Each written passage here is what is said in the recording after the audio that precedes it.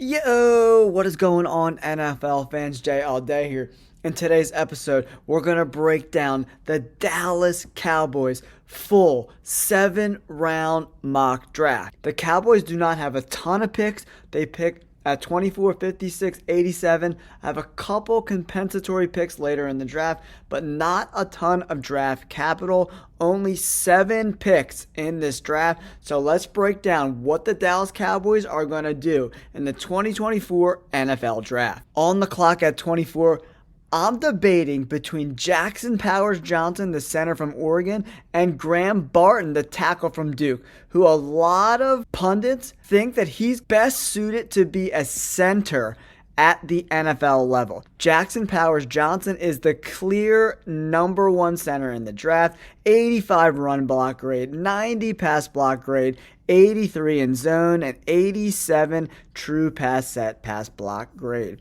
When we look at Graham Barton, he's just not quite on the level of Jackson Powers Johnson. So if you're a Dallas Cowboys fan and JPJ falls to them at number 24, it's a no-brainer. We're going Jackson Powers Johnson to be the new center for the Dallas Cowboys for probably the next decade. All right, everybody, here we are for the second round pick for the Dallas Cowboys, the 24th pick in the second round, number 56 overall. Where do we go from here? Since we already got our center, we do need another tackle to take over for Tyron Smith. So we could go offensive line here, but we really want to see what is the best value.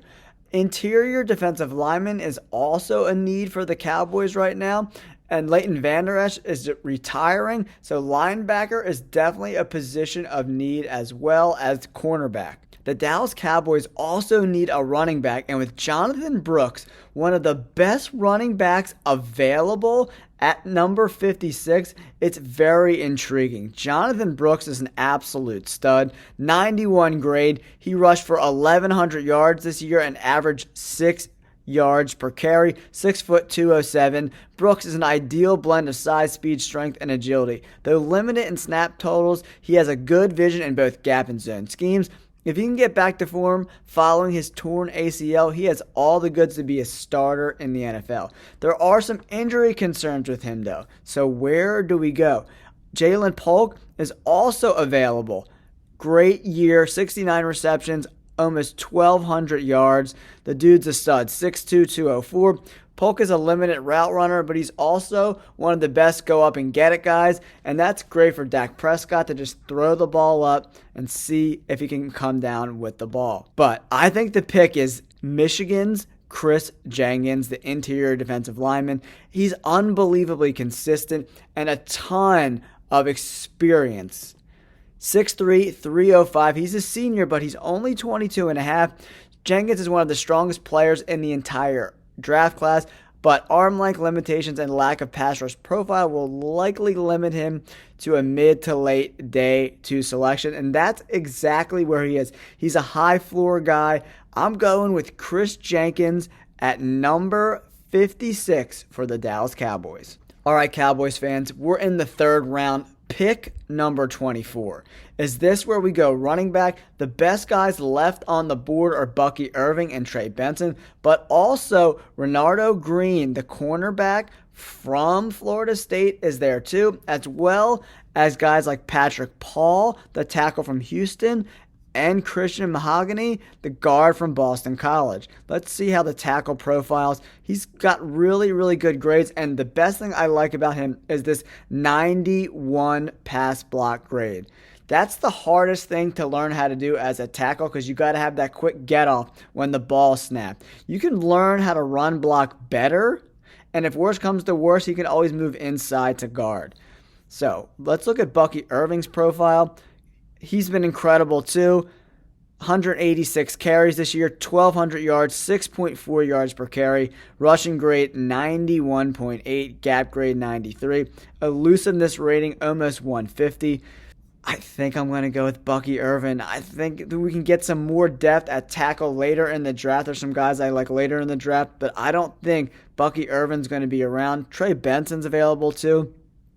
He's good, just not as good rating-wise as Bucky Irving. We're doing it. He's going to be a Dallas Cowboy. Now, the Cowboys do not pick again until 174, the 39th pick of the 5th round.